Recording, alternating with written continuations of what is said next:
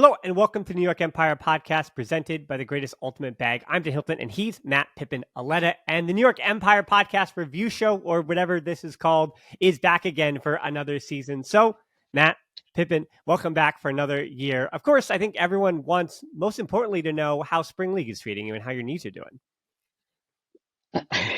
I'm good. My meniscus is, as good as it's going to be. Had a small meniscal tear during the summer, but whatever. Spring league's fine. The team could use some work, but it's fun. Same season. I feel that. Without the meniscus, of course. Yeah. So as much as people want to hear about our Spring League, we're here to talk about the Empire's 18-16 win over Montreal, which I think the scoreline does say a lot more about the Royal than it actually does about the Empire. So I do want to begin our conversation with a bit of Montreal notes, which frustratingly, I've gotten some feedback that is it Decron, is it Decane, which is a bit French, or the Belgian speaking part, or the French speaking part of Belgium, I should say. Either way, Tobe, that's how we're going to say it. Tobe, I asked the coaches multiple times, so whoever's calling me out on it, there is different ways to say it, and I'm right, regardless of how I mess it up. So anyway, now that I've gotten off my high horse, regardless, I have to learn how to say it. We all have to learn how to say it way, because that kid is a star. He looked completely comfortable in his professional ultimate debut weekend. He finished the road trip to Boston, then New York, with a whopping 10 assists, 5 goals, 5 blocks, over 1,200 total yards over the weekend. His play against Boston, that scuba catch, and then immediately going into the flick huck against Boston. There used to be such a thing as a conservation of greatness, but it does not apply to this kid. He is 20 and he is great and very exciting for the league. And my early rookie of the year pick that I don't think got enough attention, it should have, but my early rookie of the year pick is looking pretty good because this kid is the real deal. Yeah, that was fun to watch. I watched some of the Boston game and obviously the game against New York.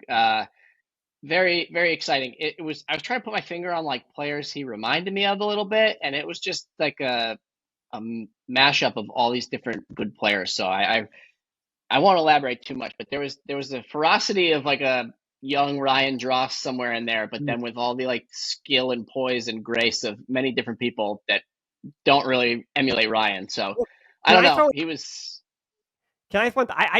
How about a? This sounds odd, but a much taller Mark Lloyd is kind of what I saw, but Mark Lloyd never looked like, to me at least, like he was moving like frantically or with yeah, tons of energy. He right. he Maybe the just he body, moved he moved maybe the very body fast, is but he never different. looked fast.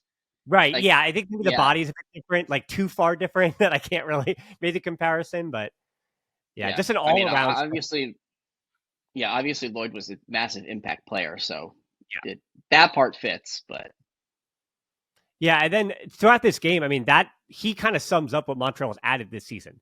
They are just taller, faster, more athletic. Defensively, they're better, and that just the ability to make special plays now. Kevin Grew, that catch in the first half, really special. Maybe the second, third best play because that Hayden Austin Nab catch in Austin, they said it was up. If it was down, then I say the Grew catch is probably the play of the weekend, but because it right. down. So because it was up. That's the play of the weekend. But yeah, just so many. Just now, not only athletes, but athletes who know what they're doing. And we did, unfortunately, here's some bad news from Montreal. Learn after the game that Thomas Landry suffered a likely broken clavicle in the second half, which is the same injury that Nori Toe of the Empire suffered a few weeks ago at Empire practice. So that will likely mean that, like Nori, that being Lalonde Landry's season is likely done just as it began. And that is a real big bummer. And just not only myself, but on behalf of everybody, we wish both of them as speedy a recovery as possible.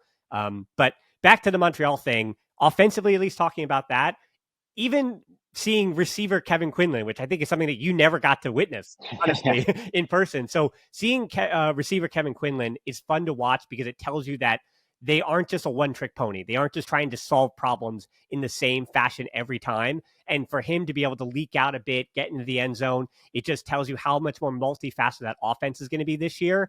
And I think last season, that defense for Montreal had the fight. They didn't necessarily have break chances converted, which we'll talk about with the Empire offense. But their offense just looks leagues and leagues better this season. And of course, yes, Tobey is a big part of that.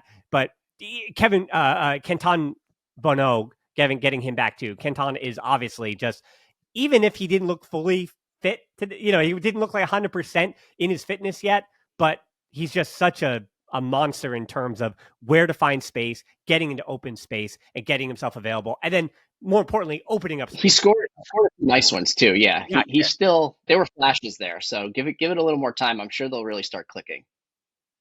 yeah. So, what did you see from the Montreal Royal offense that just looked better to you than last season? I mean, just the whole team, not even just offense. Mm-hmm. I don't want to discredit their defense. The whole team just looked way better. And, it was probably rough that they were winless last year. Like, puts them in almost the company of the mechanics. Obviously, not quite the Yeah. season after season. But, it's unfortunate that you would even have to consider looping them into the same sentence, because I don't think they were that bad But at all. offensively, statistically, they were. They had one of the top They were worst. sure, statistically. I mean, there's always going to be you're here, you're here, you're here, you're here. I mean, they were not good. The East is a tough division, Yeah. but I mean, if they play like this throughout the season, I would be very surprised if they went winless again. I mean, I can't see that happening. That team looked too good. I mean, you know, two pretty close games for opening weekend. Philly is, as much as they like to claim they're the best team that's ever lived on the planet, they are not. So, you know, Philly's perception of themselves and their actual on-field persona is very different. So I wouldn't be surprised if Montreal gets a win or two there. I think they Yeah, at least I won think against I think Toronto they'll too. get some. Yeah, At least one yeah. against Toronto, or a split for that. So let's talk about the defense for Montreal. Not necessarily focusing on the defense, but more about the Empire offense and how they dealt with that Montreal defense. Of course, the wind and a little bit of rain, but the wind was a big part of it. So, talking about the Empire offense here, Sean Keegan returned, your old friend, tied for second in plus minus with Jack and Tremblay Jonka, who had 2 assists and 4 blocks in the game. Again, on a D line that was running through Tremblay Jonka and struggling to get breaks. But it was interesting that when they switched him over to the O line because the O line was getting broken, the D line finally found some breaks without Tremblay Jonka, which is, for New York fans, obviously the old Patrick Ewing thing that Bill Simmons came up with, that you take the best player Yeah, out of yeah, it, yeah. you finally get some success. It makes sense, but that's just the way it is sometimes. But anyway, the 37-year-old Keegan, he didn't try to do too much, which is always nice to see when a veteran kind of comes back and knows what their role is, even if he hasn't had too many practices under his belt. So he had a goal and 3 assists, 1 hockey assist, no turns. And my thought was that with Oscar's status for the season undefined, but you need to go off the assumption that he may not return this season. This offense may be a bit more backfield centric than we've seen for the last few seasons. So the idea of having, once Elliot Chartok, of course, returns as soon as Atlanta, having both SRB plus Elliot Chartok, and then having, when was the last time? Maybe it was you, actually, going back to when the Empire had like a handler to throw in as that, we'll say, third handler, fourth handler if they're playing a vert stack set. Yeah, 19, it was different. 18, they were typically two, three of us back. But yeah, I mean, what can you say? I mean, Keegan is a great world-class player. It was a little obvious that he hadn't had a lot of reps with the team, but that's also not just on him. I mean, that's the whole team. There's a lot of players in flux, not just from like leading up into practice. Somebody's not available. Sean's a new addition, a late addition. I mean, they were missing obviously Babbitt and Lithio. I mean, they're just all over the place. Oliver came over, played some offense again, as he had done a lot last year. If the backfield is Bruce Bailey, Chartok, Keegan, however they work that out, then maybe downfield you get Jack, Oliver. There's just a little more. It just, everything can be shifting, moving parts. I think they're going to be fine. Obviously the giant Babbitt and Lithio release valves for either floaty balls or grinding out those easy goals to the corner, which alleviate a lot of stress on offense from dumping and swinging a bunch. That yet to be seen how that'll play out over the course of the season. But I mean, I thought the offense was fine. It was windy. There were some miscues, especially I think it was the wind paired with not knowing each other. That was one of the early turnovers. I think maybe from Weinberg to Keegan, just looked like a bad dump, throw, cut, everything, and then whatever. On the positive note, speaking of what you said, like, yeah, Sean knew he didn't. It didn't look like he tried to do too much at all. He just kind of moseyed around, and I mean that in a good way. He moseyed around in the backfield. He got the disc, moved it around well.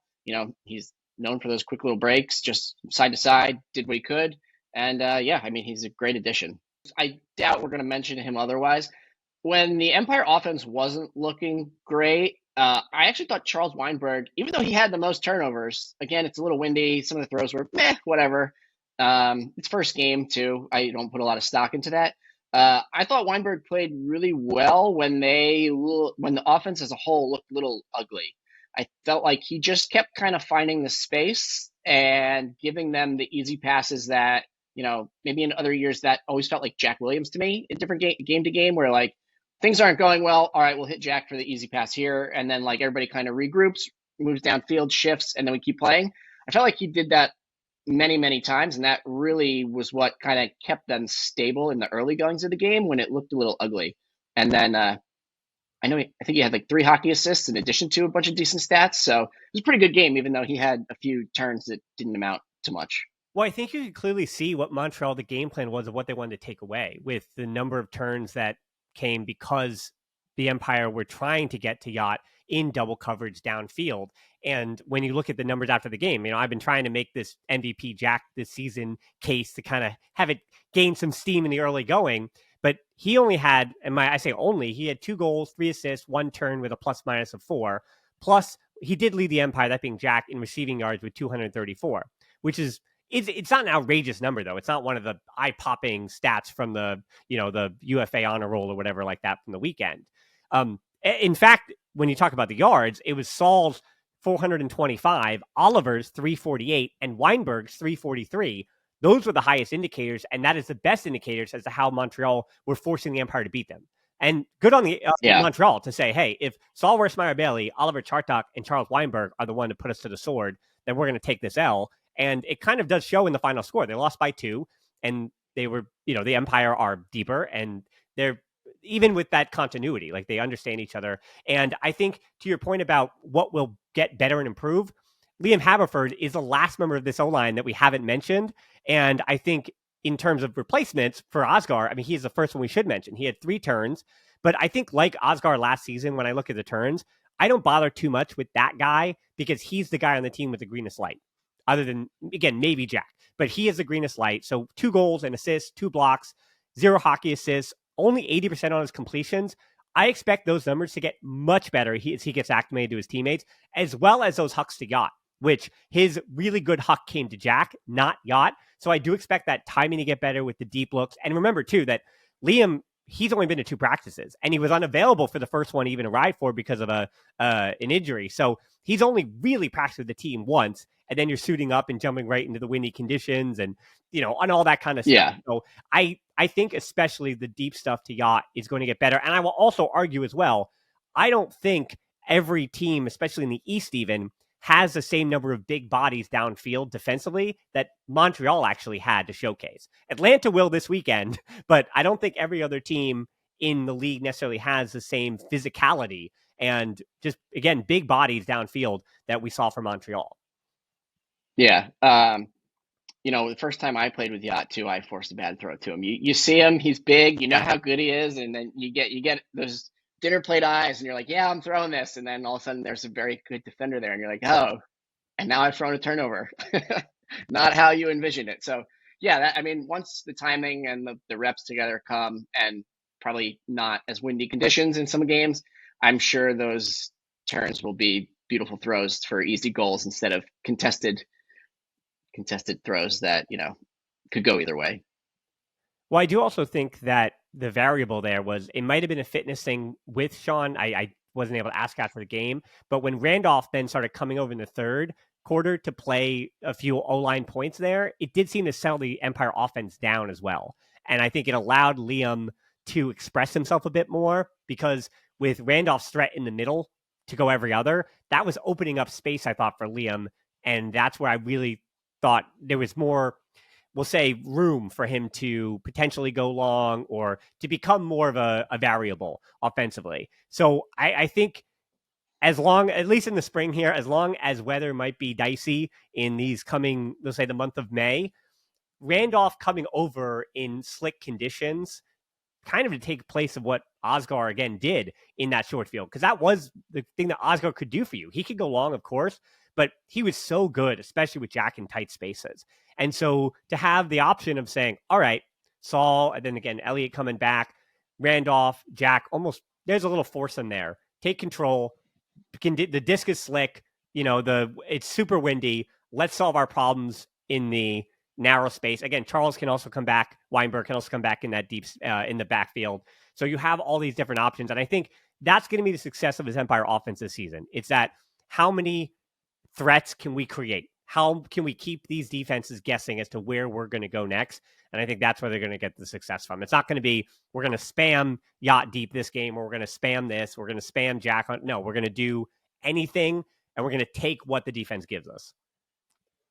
Yeah, I mean, they're still one of the deepest teams in the league, and not only deep, but they're just versatile. The people that they can pull from defense would probably be playing offense on other teams, at least at a good clip. Hey Ryan, have you ever thought to yourself how you could fit everything you need for one weekend into a single bag? And there's an incredible layout block. Oh, there's a Callahan! Mike Dross did it for New York! From cleats to jerseys to discs, pennies, water bottles, the greatest bag can help. And this is going to be a greatest here. This is going to be a Callahan for Ryan Drost. Thanks to Greatest Bag for being a sponsor of the New York Empire. And then speaking of the John Randolph and the offensive capabilities, the defense, hit or miss on a few things, but in general, that defense with Ethan, John Randolph, Marquez, I mean, they move the disc pretty often against Montreal and some of those windy conditions. And the coaching staff didn't really use timeouts as quickly as they have in previous seasons. Felt like last year there were times where the second the disc was theirs, Empire's, Charlie was calling a timeout, offense back in. When your offense is that good, why wouldn't you? But at a certain point, you also need to let the defense get some reps, get some touches, get a feel for the game. And, considering it was windy, it would have been easy to put the offense back in and use your timeouts that way. But I thought that defensive backfield unit, they did a pretty good job moving up the field. And again, with a lot of small stuff until they saw something really nice open up, and they took a few shots, but then a lot of those shots weren't even into the end zone. So then they had to work it again down in the red zone. And that crew just did really well. I feel like all of them have this internal clock now, having played together for a few seasons, that when the timeout is coming, when you get stuck, if you're on a D line and you go, okay, we're getting stuck. We're either going to get free or they're going to call a timeout on me. So you almost work harder to make sure that timeout's not coming, because that internal clock is saying, I don't want us to look like we're stuck. Let's keep moving this. And we did see with this Empire defense, because I was going to say deep, that was the next thing we're going to talk about, the knock-on effect of losing Babbitt, at least in the regular season, means that Yacht moved to offense, which he played in the postseason. And then Jeff Holm, that was the first question we'll say. Jeff Holm then jumped into, we'll call it a top D-line. I know the Empire coaching staff doesn't prefer that, but we're going to call it the Empire top D-line that is very much the same as it was last year, with, as well as now Jeff Holm, with Antoine Davis, Bretton Tan, Marquez, Ethan Forden, Randolph, and then plus Ryan Drost as a seventh there. So there is, to your point, there is no better dominator set with downfield threats on any D-line around the league. That's it. That's the Empire. And then the short field work, as you mentioned, of Fortin and Kez and Randolph was a thing of beauty. Then Twan was chasing around. This is credit to Tobey, that with Twan chasing him around, he was completely, that being Tobey, unafraid of that matchup.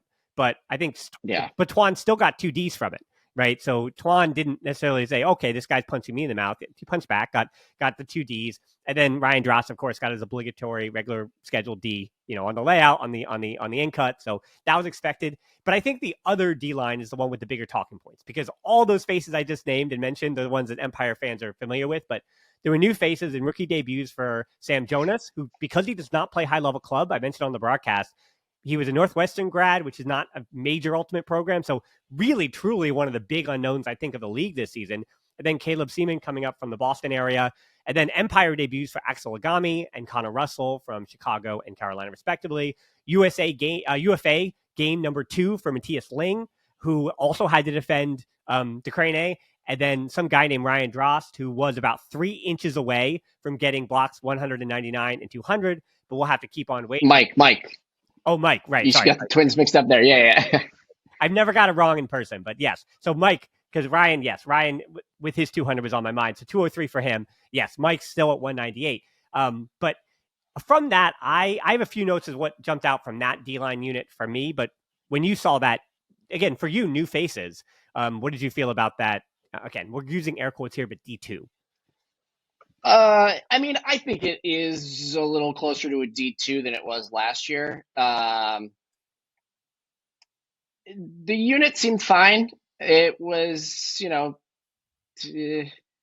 I don't really think anything was remarkable. It was a little hard to pick anything to talk about, truly, because Montreal played fine. The wind was what it was. The coverage in general by Empire was definitely acceptable and good, and it's definitely better than a lot of other teams, quote unquote D2 or D1.5, however you want to break it down. Yeah, I mean, there was still pressure. It's a fine unit, but yeah, as far as individuals, nobody brand new had a game quite like Montreal debut. So. Mm-hmm. Well, there also was no Josue Aloro, no Shankalati. Yeah. So there's going to be even more throws added to that second D line for potential breaks, and they're going to get even better with the disc.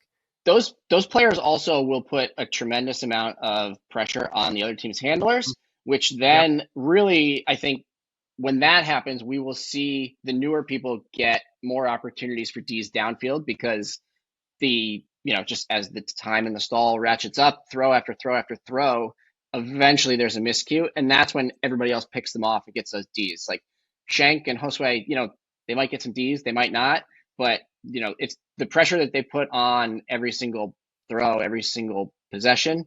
That's where the rest of the team really feasts on the Ds. So I think when that's the case and there are worse throws, we'll see some of those other guys get the blocks and then, make more of an impact.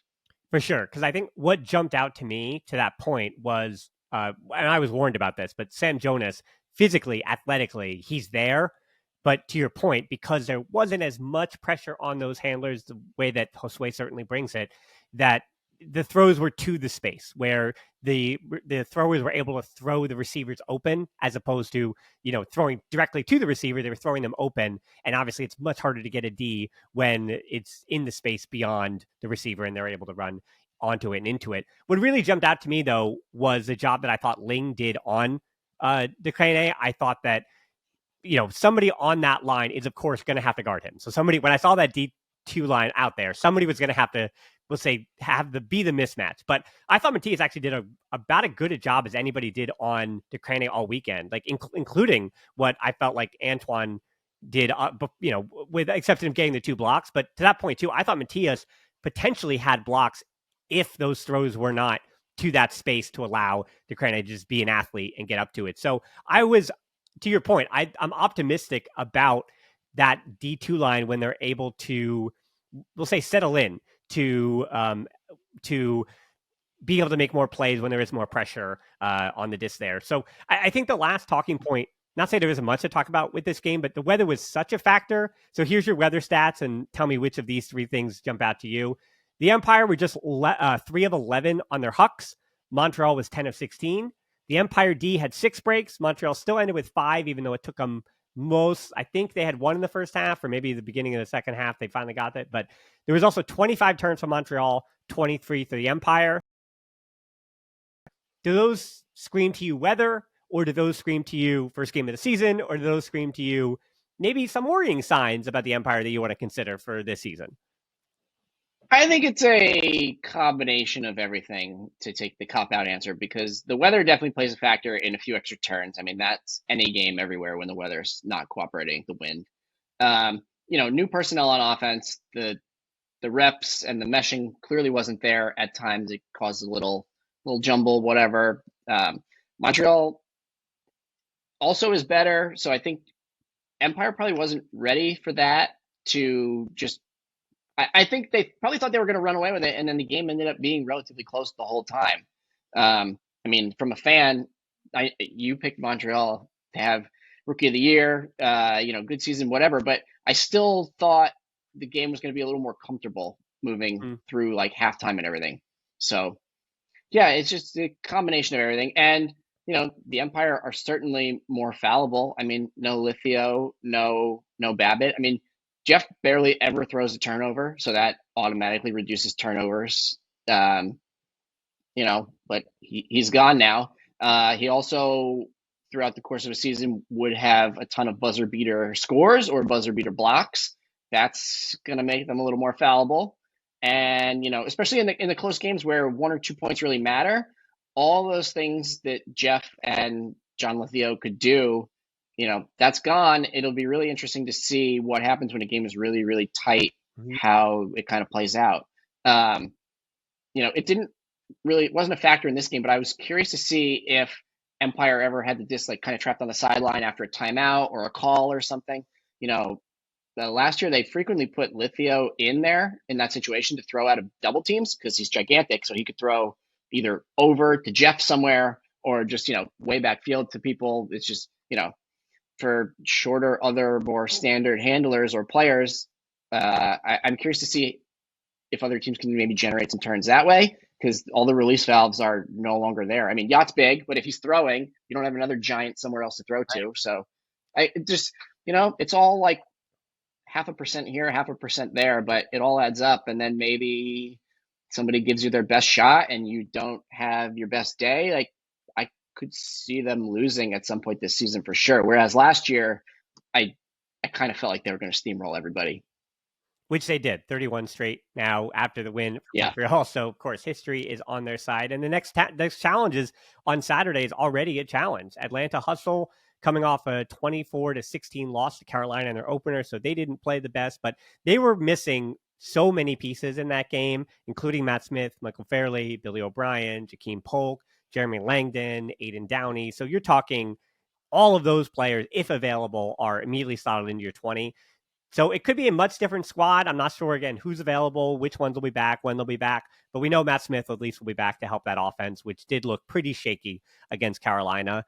So he's such a stabilizing force. It'll be a different game. And as well, they have between Holzmeyer and Dean Ramsey, I think to your point, because Atlanta plays some of the biggest, when at buzzer beater situations, Holzmeyer and Ramsey, they play some of the biggest guys late clock situations in the league. I mean, that's when the Empire lost in Atlanta now 2 years ago on the road. That's kind of what it was, that it was the zone that kind of gave the Empire a little bit of trouble, sure, but it was also buzzer beater situations that Atlanta kept coming up with them. And to your point, that's that 1% that, Yacht getting the buzzer beater at the end of the quarter against Montreal. That's the difference between 17-16 as opposed to 18-16. And I did talk to Yacht after the game, and he did mention, though, to me, and I do believe, Ben, when he says this, that he didn't feel like it was ever in worry. Like he felt like, if anything, he says, he trusted, and of course you're going to say this, but he trusted they're going to get better, that the Empire are going to get better. But to your point, Lithio is 6'5", and Jeff Babbitt is the highest vertical in the entire league. So you're right. Like, you're not going to, getting better isn't going to mean that somebody's going to be 6'5" next week. That's not going to change, right? And to that point, how are they going to then solve those problems? I will say about the double team thing too. Through the second half of last season, Elliott, Chartok would throw out of the double teams regardless of height.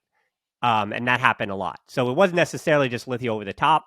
That second half of the season, including championship weekend, changed a little bit. And Elliott's been able to throw out of doubles regardless of the height. Austin kind of brought that to his table, and he was able to get out of that. So we will have to see what that permutation is, and what else is in. Because you're right, even Randolph, switching him over, you're not adding height. You're adding a different facet of offense, but you're not adding height. So what are you looking for, or forward to, I should say, just as a fan, for that Atlanta against New York matchup? I don't know. They played good games the last few years. I guess I just hope it is equally exciting. Those have been some of the best games. They've been better than some of the championship weekend games. Yep.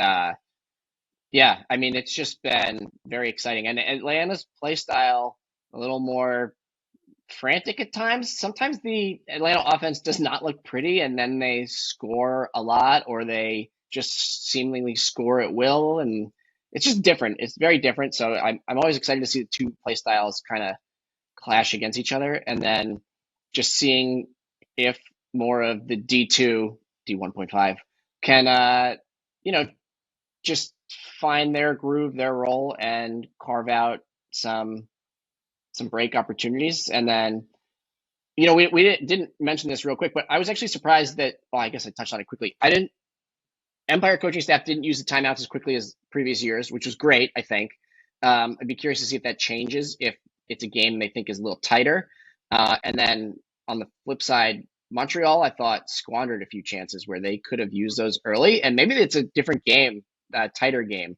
Because I would agree with Yacht. I never really thought the game was in doubt. I know they only won by 2, but it wasn't like they were going to give up 5 goals in 2 minutes. So it was comfortable, but Montreal just kept fighting, which was nice to see. Also, Montreal, one more nice thing. They did a very good job at the end of the game of just like working it down the field and playing nice offense, and not like they knew they were going to lose, but I feel like they still got something out of it instead of just like chucking it or kind of giving up. And, that shows some grit, which I think will result in a few wins. But back to the Atlanta game. Yeah, I don't know. I'm excited to see Burnett play. I thought he was very exciting last year. So it'd be interesting to see who he matches up on and just kind of how that all shakes out. I know he played pretty well against Jack a few times last year. So yeah, I think it's also credit. I'll say the last thing about the defense for the Empire. I think it's a credit that we didn't have to say I was missing Ben Katz. I personally, as a person, I miss Ben Katz, of course.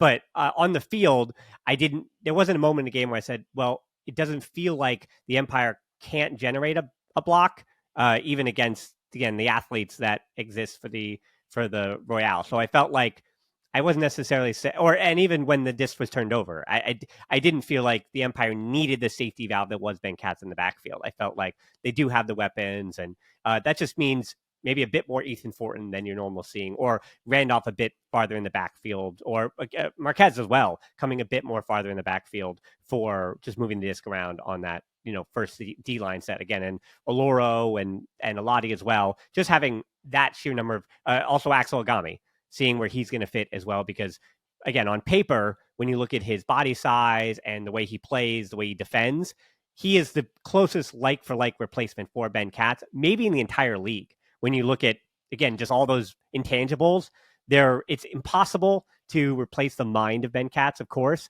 But I'm just saying, in terms of physical weapons and the role they play on a D-line, Agami is probably the closest thing. He's just an exceptional, not a huge wingspan, but an exceptional on-the-mark defender who brings a lot of pressure. And he is dealing with a little bit of an elbow issue, but that didn't seem to curtail him at all. He still has just a lot of fire, a lot of energy. So I'm excited to see how he continues to evolve on that D-line as well. Yeah, I know broadcast mentioned his pedigree a little bit. I was be excited to see that too.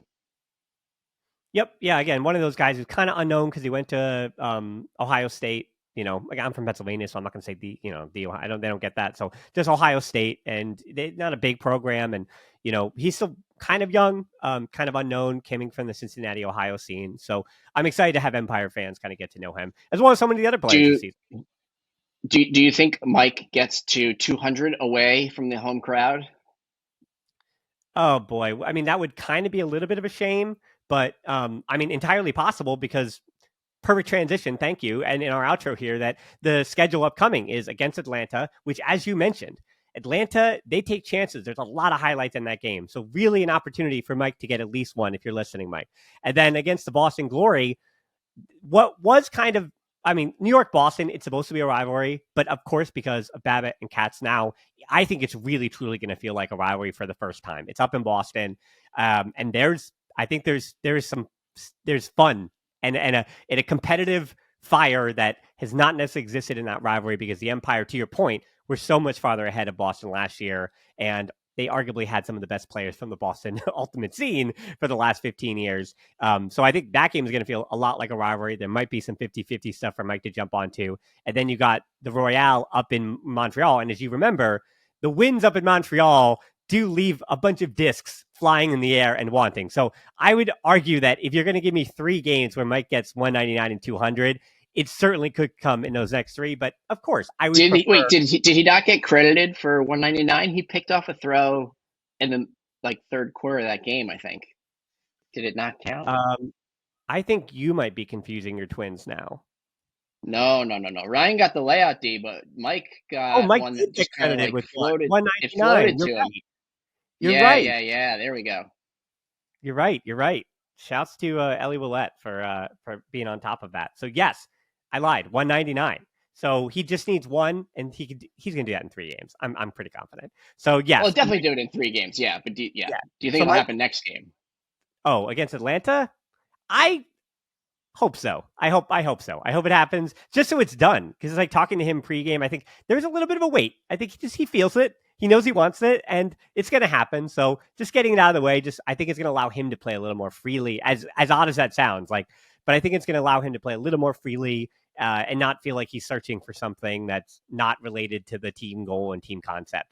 But if it doesn't happen, and it happens against Philadelphia on May the 24th on Friday at 7 p.m., and I get to do the call, then all the better. So be it. So I think, Matt, great show to kick us off for another season. Again, the Empires start 1-0. They've now won 31 straight, all-time winningest streak ever. You were part of what is the 3rd longest winning streak in the league, which was the New York Empire from 2019 to 3rd or 4th, yeah, something like that. But yes, taking it away from the Toronto Rush, which of course I know for you always feels good to take another record away from the Rush. Oh yeah, just couldn't be happier that it. Yeah. All right, so we'll see what other records the Empire can take from the Rush this season. And remember, get your tickets nice and early for Joseph F. Cena Field on Friday, May 24th, 7 p.m. against the Philadelphia Phoenix. But in the meantime, watch UFA.tv for those games. Atlanta Hustle, that's 7:30 this Saturday, May the 4th. And then it's Boston, Friday the 17th. And then Saturday the 18th on that doubleheader, Boston, then Montreal, both on the road. But you're going to hear from us until then. So for Pippin and I, until next week at least, we'll talk to you soon, and we'll see you around.